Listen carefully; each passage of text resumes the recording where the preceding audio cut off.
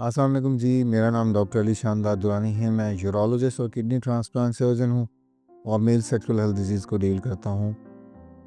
Robotics recent advances میں سے ایک بہت ایڈوانس ٹیکنالوجی جو کہ پاکستان میں بھی کافی انکارپوریٹ ہو گئی ہے اور لاہور میں بھی اس کے کافی زیادہ سینٹرز ڈیولپ ہونا شروع ہو گئے ہیں۔ روبوٹک سرجری عام سرجری کی نسبت کیا سے بہتر ہے؟ اوپن سرجری کی نسبت ہر لحاظ سے روبوٹک یا لیپروسکوپی کو پریفرنس اس لیے دی جاتی ہے کیونکہ ہر لحاظ سے اس کا کاسمیٹک ایفیکٹ، پین تھریشولڈ اور پیشنٹ ریکوری اوپن کی نسبت بہت ہی کم ہے۔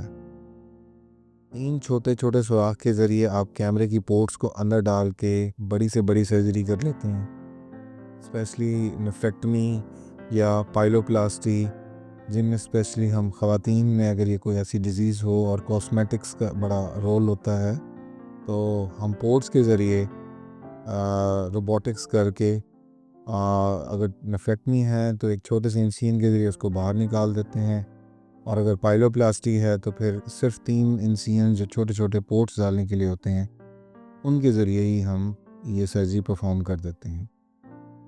روبوٹکس کا ایک اور بھی کانسیپٹ ہے کہ کرتا کون ہے، یعنی کہ روبوٹ خود کر رہا ہوتا ہے یا کوئی انسان ساتھ بیٹھا ہوتا ہے۔ جی انسان بالکل ساتھ بیٹھتے ہوتے ہیں، ڈاکٹر صاحب بالکل، کیونکہ ایک ڈاکٹر جو مین ڈاکٹر ہوتے ہیں وہ کنسول پہ بیٹھ کے روبوٹ کو کنٹرول کرتے ہیں۔ اس کے علاوہ نرسنگ سٹاف اور ایک اور ڈاکٹر آپ کی پیشنٹ کے ساتھ ہی اویلیبل ہوتے ہیں۔ روبوٹ کا کام صرف اور صرف اندر سرجری کو مزید فائن طریقے سے کرنا ہے، اس کو چلانا جو ہے نا وہ ایک ڈاکٹر کی ذمہ داری ہوتی ہے۔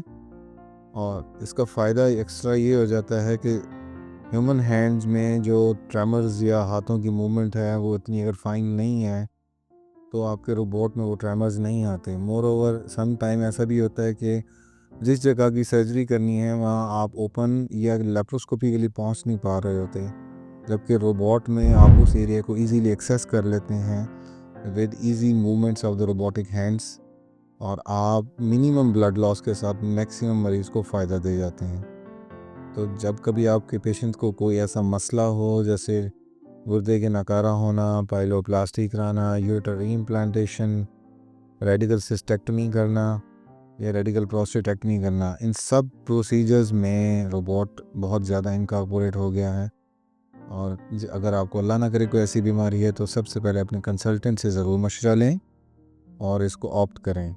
دا only thing in robot is آج کل ایشو جو آ رہا ہے وہ ہے اس کی کاسٹ، کیونکہ ابھی یہ نئی ٹیکنالوجی ہے، ریلیٹیولی کاسٹلی ہے، بٹ وقت کے ساتھ ساتھ اس کے کاسٹ نیچے آنا شروع ہو جائے گی۔ مزید معلومات اگر آپ کو چاہیے تو آپ ایک دفعہ وزٹ کریں یا اپنے ڈاکٹر سے مشورہ کریں۔ Thank you.